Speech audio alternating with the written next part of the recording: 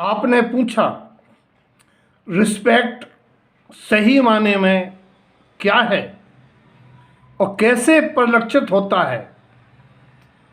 तो आज का आपके प्रश्न का उत्तर है 3 वर्ड: रिस्पेक्ट, एक्सेप्ट और एक्सपेक्ट।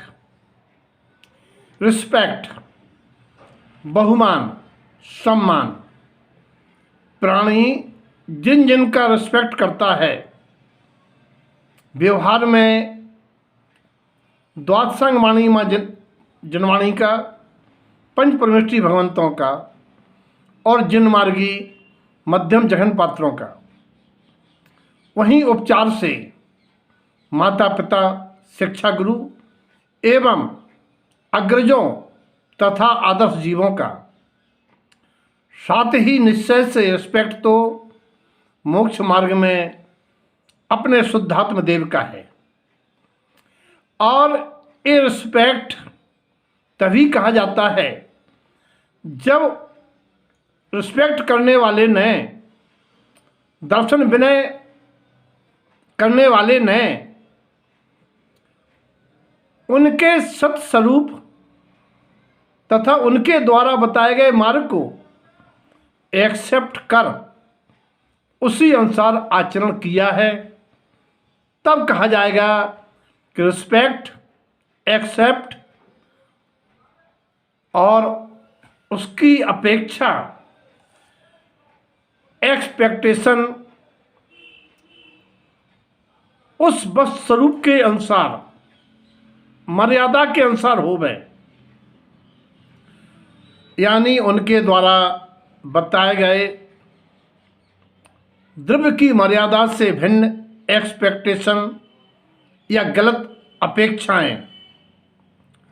यद्यपि ये मानवीय दुर्बलता है, पर से अपेक्षा करना और जिसकी अपेक्षा की पूर्ति अपेक्षा करने वाले के अधीन नहीं है। मन में की गई अपेक्षाएं पूरी होना नहीं होना कर्माधीन और 5 समवाय के अंतर्गत हैं। जब प्राणी की मन की अपेक्षा पूरी नहीं होती है तो अपने को उपेक्षित महसूस करके, निमित्त आदि को आरोप लगा के संसार की इस लोक में और परलोक में भी दुख देने वाले कर्म के आश्रव कारक भाव कर बैठता है। इसीलिए एक्सेप्ट करना चाहिए, जिनकी रिस्पेक्ट कर रहे हो उन परमात्मा की वाणी, माँ जनवाणी में बताए गए सिद्धांतों को एक्सेप्ट करो, स्वीकार करो। और जिसको एक्सेप्ट करता है प्राणी उस पर मुरीद हो जाता है, समर्पित हो जाता है। भैया बहनों, बिना श्रद्धा समर्पण के और बिना उन जैसे आचरण करके उनके समान हुए बगैर मुक्ति मुमकिन है। यथा प्राणी उनके बताए मार्ग को एक्सेप्ट न करके अपने दैनिक जीवन में कुछ गलतियां कर बैठता है। माँ जनवाणी कहती हैं कार्य 5 समवाय से होता है। प्राणी अज्ञानता के कारण कहता है ये कार्य उन्होंने नहीं होने दिया, ये कार्य मैं कर दूंगा, ये कार्य वे कर देंगे, ये कार्य मेरे बिना नहीं हो सकता, उन्होंने आशीर्वाद नहीं दिया इसलिए नहीं हुआ, चलो उनका आशीर्वाद ले आते हैं तो कार्य हो जाएगा। लड़के ने पुरुषार्थ नहीं किया वरना उसका सिलेक्शन हो जाता। ऐसे नाना प्रकार के सिद्धांतों के, तो द्रव्य की स्वतंत्रता सिद्धांतों के ज्ञान के अभाव में नाना प्रकार की अपेक्षाओं से ग्रसित होके मिथ्या मार्गियों की शरण में चला जाता है। माँ जनवाणी कहती हैं पर द्रव्य इष्ट अनिष्ट नहीं होता। ये सारे संयोग परिस्थितियां कर्मोदयजन हैं। फिर भी लोग कहते हैं मेरे घर में अभागा पैदा हुआ, ये मेरी कुलक्षणी बहू आ गई, ये खराब है, वो अच्छा है, मुझे इनके पास नहीं रहना है, मुझे उनके पास रहना है, ये जगह अपशकुन है, इस जगह खराब है। भैया तुमने सिद्धांत, कर्म सिद्धांत और अपने प्रारब्ध भाग्य प्रारब्ध से मिलान नहीं किया।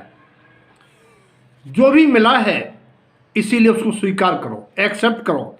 स्वीकार करना सीखो, प्राप्त को पर्याप्त मानना सीखो। जो भी हुआ है उम्दा हुआ है, और जो भी होगा वही भी उम्दा होगा। अरे गनीमत है धर्म मार्ग में लग जाने से थोड़ी सी प्रतिकूलता आई है, और सबसे बड़ी बात है प्रतिकूलता में भी तुम्हारा विवेक कायम है। ये तुम्हारे धर्म में लगने से लाभ हुआ है। तुम में समता सहनशीलता आई है। इस धर्म का प्रभाव जानो। कहाँ जाओगे? स्थान बदल देने से क्या कर्म की स्थिति बदल जाएगी? ये परिस्थिति पीछे छोड़ देगी। निमित्तों को नहीं बदलना है, स्वयं को बदल लेना है। अपनी सोच बदलना है। एक नियति होनहार भी तुम्हारी नियत, तुम्हारी सद्भावना सरलता से अपकर्षित, संक्रमित और उपशमित हो जाती है। तुम कौन हो? ये सब तुम्हारे कौन है? ये सब कहां तक है? तुम्हारा ये सब कहां तक साथ देंगे? तुम कैसे हो? तुम जैसे भाव करते हो हे भब्बो, तुम वैसे ही हो। जब इन भावों से इन भावों से तुम्हारा क्या होगा? और जब होगा उस समय तुम्हारा साथ कौन देगा? क्या मोक्ष मार्गी जीवों को अपने किए का भुगतना नहीं पड़ा? तब तुम्हारे किए का फल क्या कोई दूसरा भोगने आएगा? तुम जो अपने माता पिता के साथ कर रहे हो, क्या ऐसा नहीं हो सकता तुम्हारे बच्चे तुम्हारे साथ भी करेंगे? जो भी मित्र या वैरी तुम्हारे संयोग में जिस रूप में भी मिला है, पत्नी के रूप में मिला है, पति के रूप में मिला है, पड़ोसी के रूप में मिला है, उसे स्वीकारो, उससे नाराज मत हो, बल्कि क्षमा मांगो कि मैंने तुम्हारे साथ जो कुछ किया था उसके लिए क्षमा कर दीजिए। ये मत कहो मैंने तो इसके साथ अच्छी इच्छा किया है, लेकिन ये मुझे कौन सा जन्म का दुश्मन मिला है। तुम सही कह रहे हो, किसी जन्म का दुश्मन तो मिला ही है, और उसे ऐसा ही स्वीकारो। तुम आज के अच्छे कार्य का फल अभी चखना चाहते हो, और पूर्व के बुरे कर्मों का फल कौन चखेगा? तीर्थंकर होने वाले जीव को भी उसके पूर्वभाव के वैरी ने उसी का पुत्र कुणक बन करके हंटों से मार लगाई है। तुम्हारा तो पुण्योदय फिर भी है। तुम्हारा बेटा, तुम्हारी बहू खरी खोटी सुनाती है। ये बहुत बड़ी बात है कि तुम्हें डंडे से नहीं मारती है। तुमने उसकी अबोध दशा में तुमने उन्हें कुंठित किया था, तिरस्कृत किया था। तुमने अपने परिवार के बच्चों बच्चियों में असमानता का व्यवहार करके उसको, उसके अंदर प्रतिशोध उत्पन्न किया था। ये सब तुम्हारे ही उदय का फल है।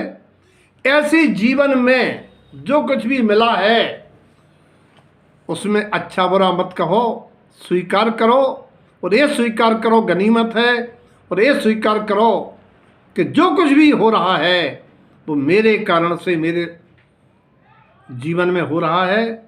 हमें समता में सहन करना है। जिन वाणी पंच परमेष्ठी भगवंतों का रिस्पेक्ट है, उनकी वाणी को एक्सेप्ट करना, और उनके बताए हुए सिद्धांतों से ज़्यादा पर से एक्सपेक्ट नहीं करना। अपनी अपेक्षाएं कम रखो, उपेक्षाओं से बचो, आनंद में रहो। इसीलिए वीडियो बनाया गया है, रिस्पेक्ट, एक्सेप्ट और एक्सपेक्ट।